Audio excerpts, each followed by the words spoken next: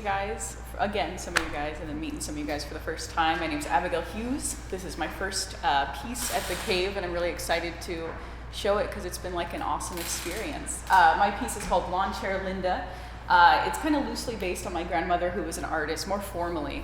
She wasn't like traditionally trained. She listened to those, I'm doing this, but listened to those shows.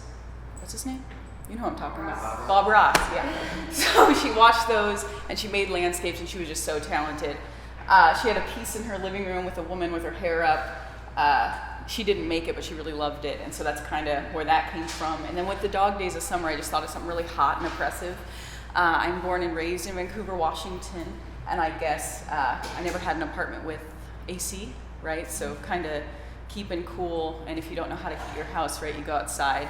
And it's usually comparatively cooler outside than inside. So that's kind of what she's doing, and she's on a Slurpee. And I'm happy about it. I'm really happy about it, how it turned out. Usually I do more kind of like street art things. I have like a really small following for like slap tagging and like exchanging kind of internationally. So I kind of want to become a little bit more formal and just see what I can do with like acrylic rather than marker and Sharpie. And I'm proud of how it turned out, and I really love this piece. Put my little heart into it. That's about it. Thank you.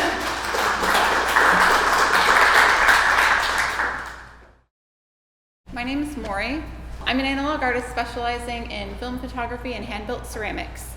Mindfulness and being present in each moment is a big part of the why behind my creative practice. Both film photography and ceramics have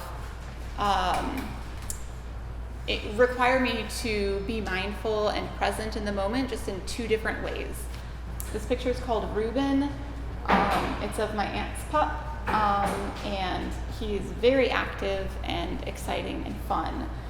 We were over at her house for a couple hours having a tea party. It's a film camera. I don't want to like waste my pictures on, taking a million photos. So I took maybe 10 photos of the dogs, of the tea party, of my kids with my aunt.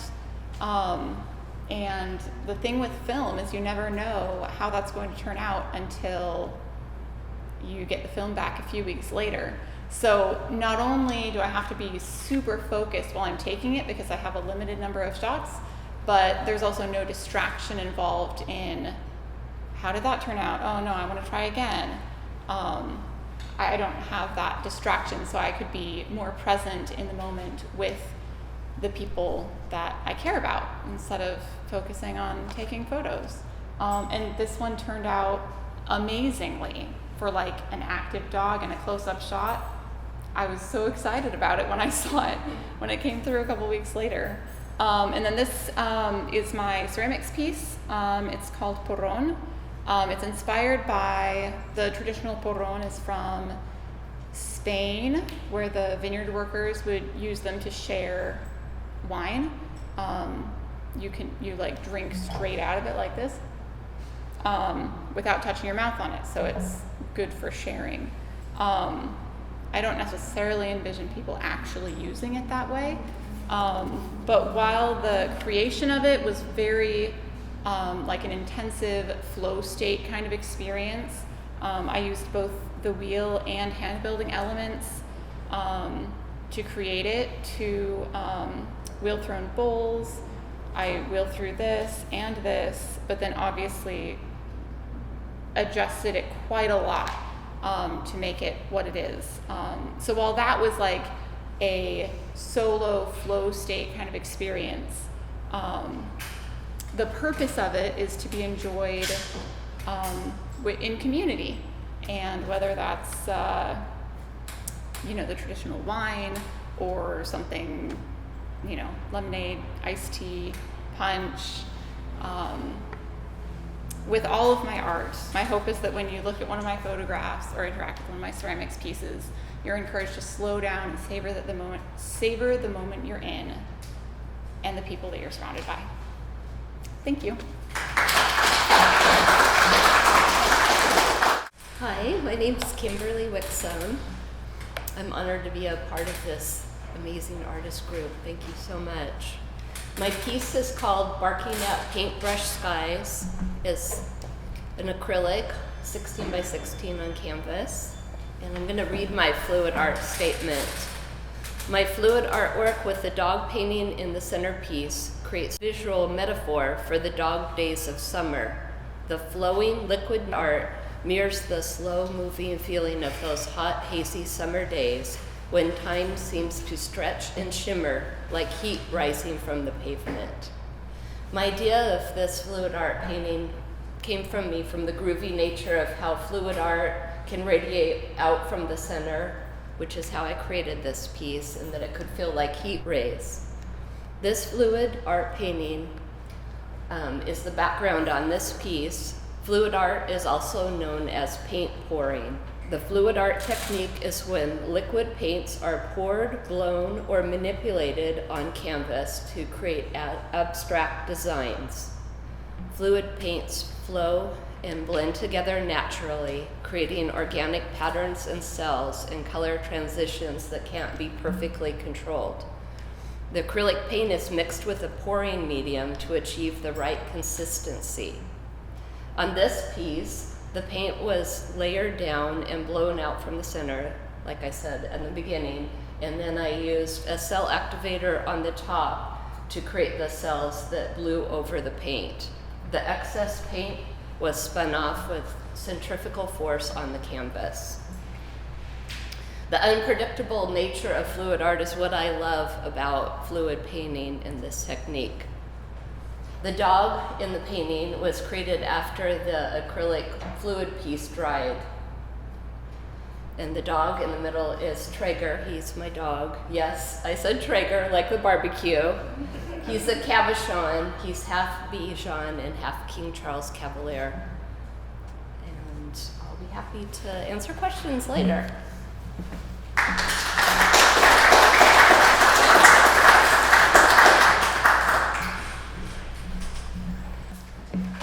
Hello, I'm Flory, and all my pieces in this show involve young people enjoying water on a hot summer day.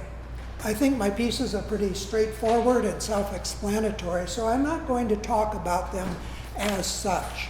Instead, I want to address why I chose these particular pieces for this particular show and their general relationship to my practice as a photo artist.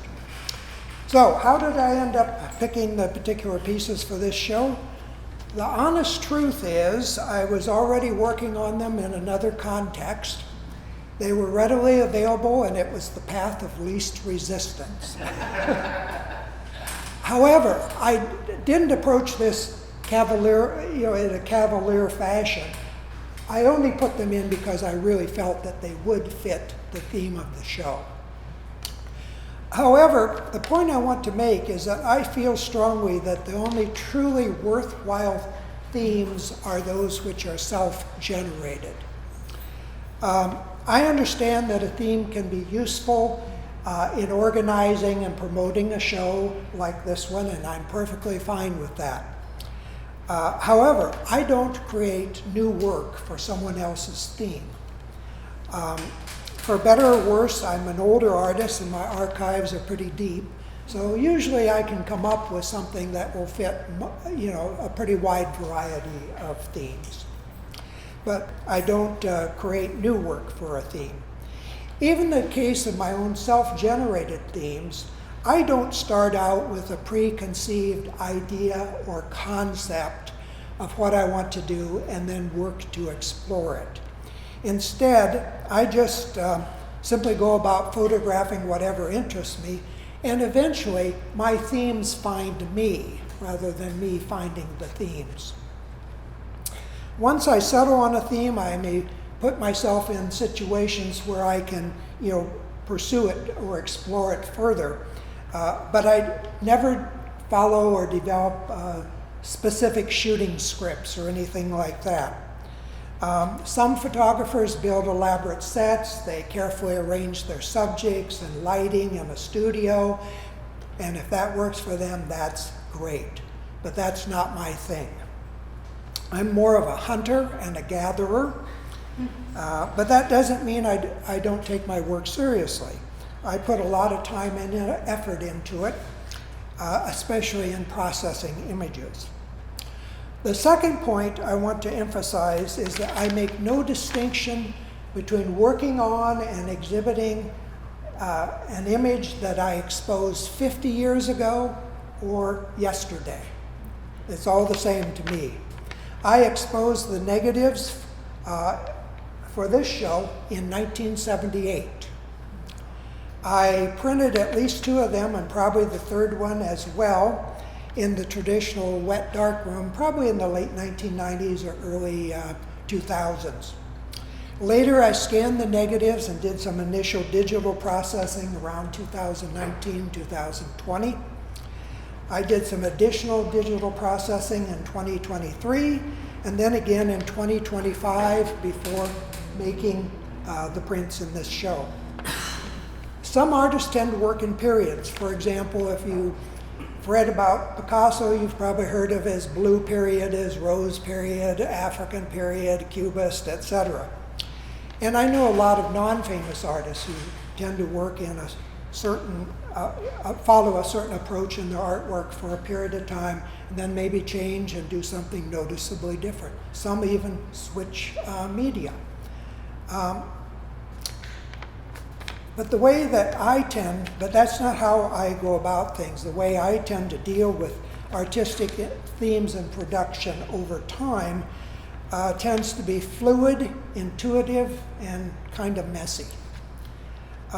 It's not unusual for me to be working on 2, 3, or more themes or types of photography at the same time.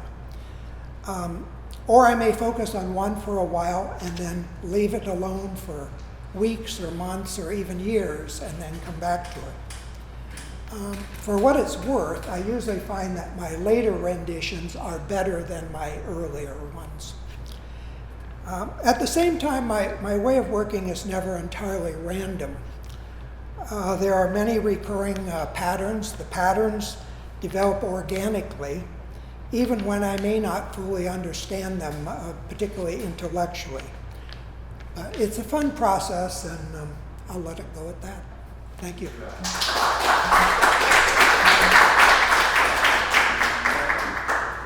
Hi, my name is Eva Kelley, and this is my first piece ever at the Cave. I painted this like last year sometime. I was focused on I don't journal. I don't write down written words, so I was processing a lot of stuff nostalgia based, and I was trying to figure out a way to break down the things that I was trying to like process and go through mentally into something that like everyone could kind of relate to.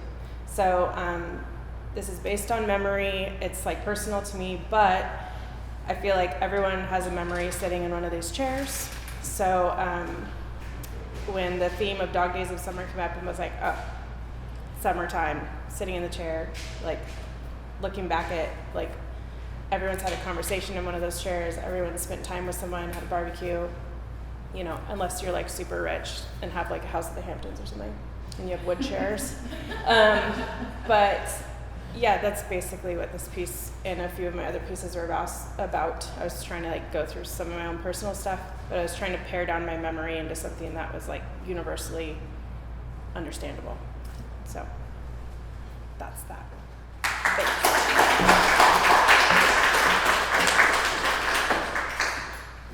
I'm Peggy Pfenninger. This is my piece called A Walk on the Beach.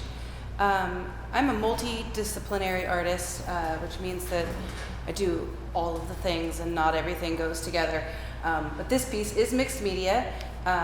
It's on a piece of scrapbook paper, probably that I had smeared paint on from another project, and then I like to layer. I call myself like an explorer and an excavator when I paint.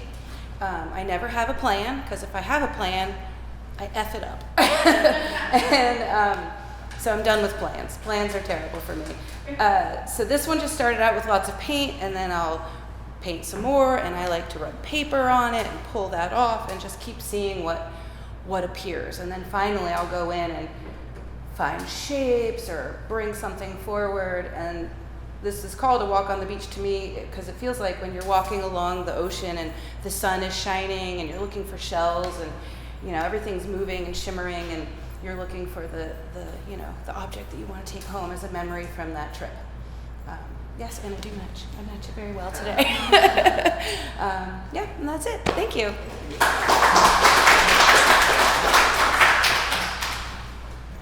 Hello. I promise I painted something. They're gonna put it in, I guess, at the end. Feel free to look over there. I'm gonna point to it because I actually did paint something. It is called Nesquin, and the dogs in the painting are my dogs, our dogs, Karhu and Otso. They mean bear in Finnish. And Nesquin is a beach that I hadn't been to prior to the pandemic. And you always get in your routines of going certain places. And for me, it was a lot of times just Cannon Beach because why not Haystack Rock, right? But during the pandemic, my wife and I, we tried to go to where, shocking, there weren't a lot of crowds. And so we went to the Nesquin Beach, which is an absolute gem. I cannot recommend it highly enough. Get there early. It's got an area for parking. There's paths to the beach. But the way I came about the painting was based upon some reference photos because getting away to that area was just a joy. Of course, the dogs love playing on the beach. And it was a way to kind of forget about what was going on at the time.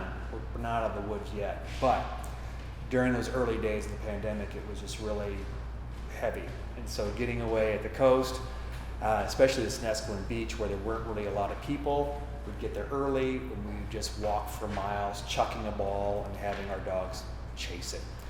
Yeah, I used a few reference photos, but I kind of had to do a lot of grid work before I even slot paint on a canvas, just to kind of work with composition. And then I'm primarily a surrealist, so I like to play around, and the reference photos enough were just kind of surreal, just being on this kind of foggy beach in the morning. And I thought this is a wonderful opportunity to incorporate, two things that I love very much, my dogs, and of course, it's just this very special time. And fun thing about being an artist is that you can do something that's incredibly personally you, but then it's out there. It's out there for the world, and hopefully people will find something to resonate with it. And say, oh, this reminds me of this and this reminds me of that. So I find that to be really joyful as an artist, is that you can do whatever you want, but once it's on the canvas or the paper or whatever your medium is, it's out there, and hopefully there's enough interpretation for people to really get something personal for themselves. That's all I got. Thanks.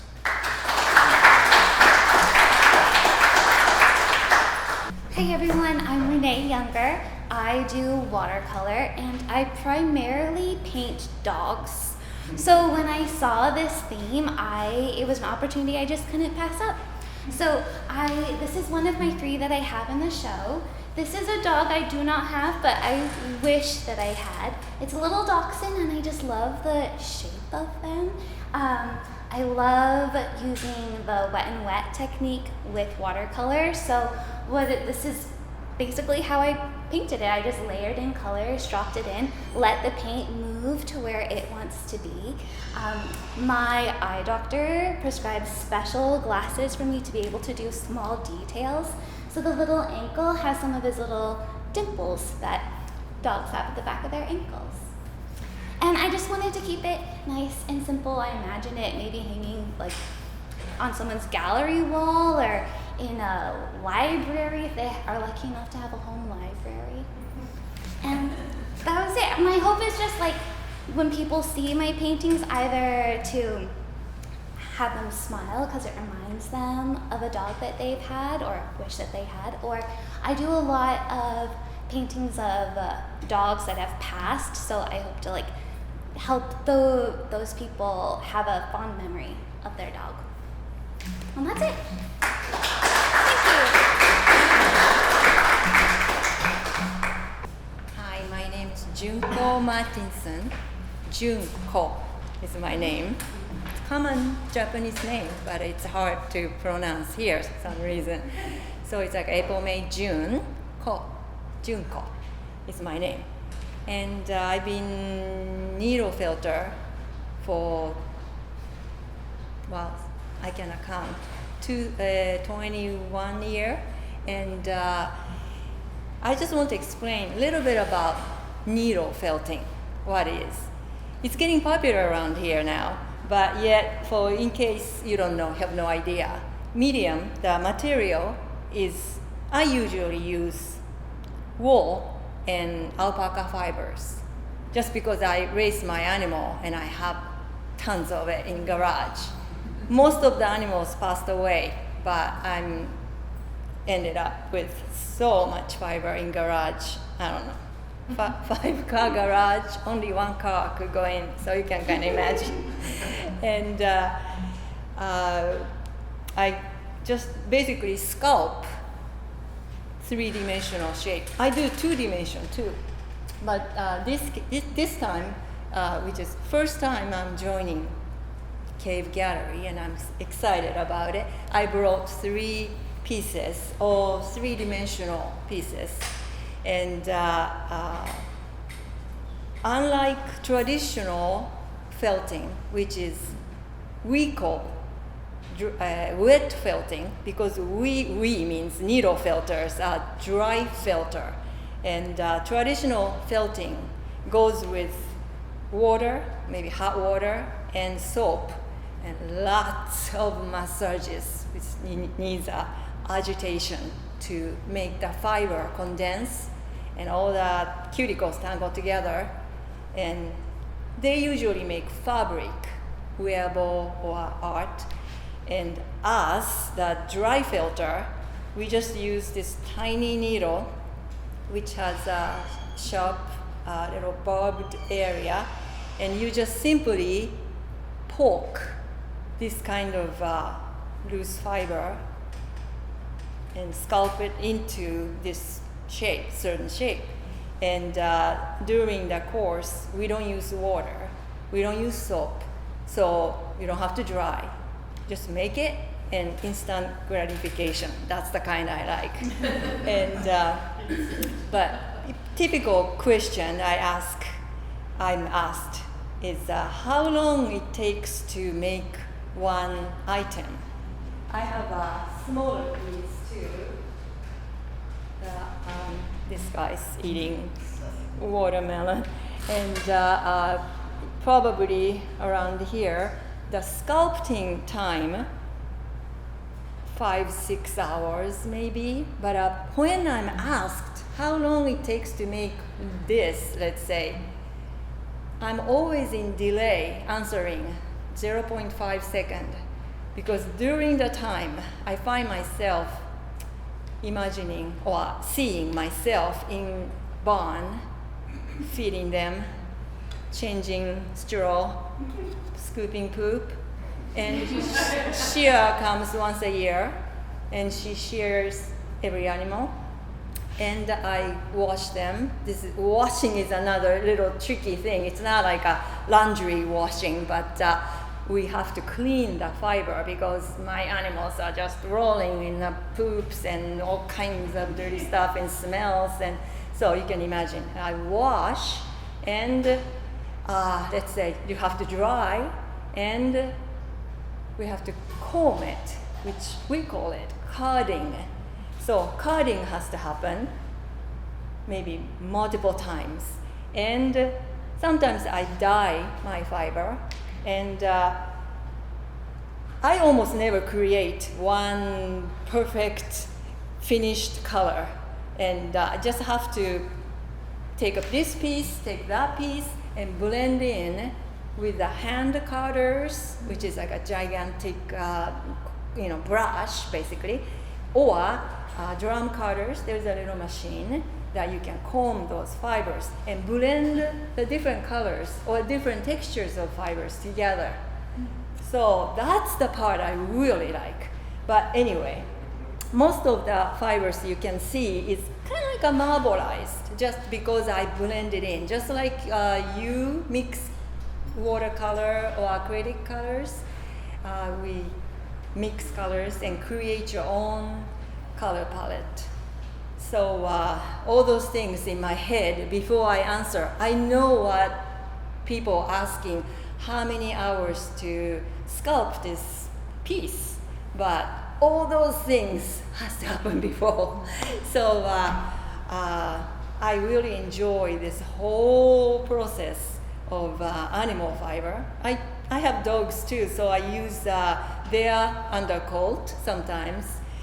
Same thing, as long as the animal fiber has cuticles, then I can use this needle to sculpt. I have another piece here that I was already, this way, sorry. I was making greyhound, and he was just standing, and I know this theme, and just kind of make him into this jumping into swimming pool kind of thing, because it was for summer, and especially I joined this show this month because of the dog. My favorite subject is dogs, and also livestock. So if you have a question, I can answer later on too. Thank you.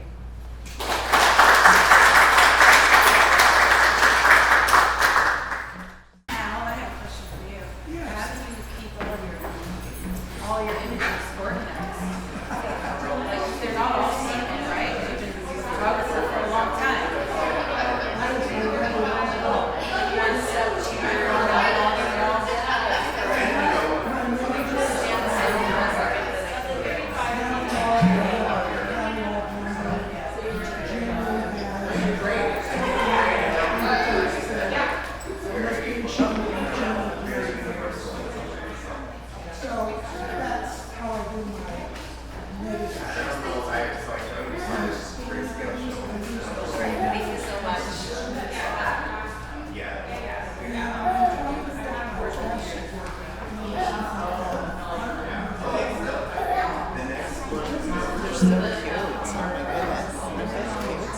There is an amateur wire.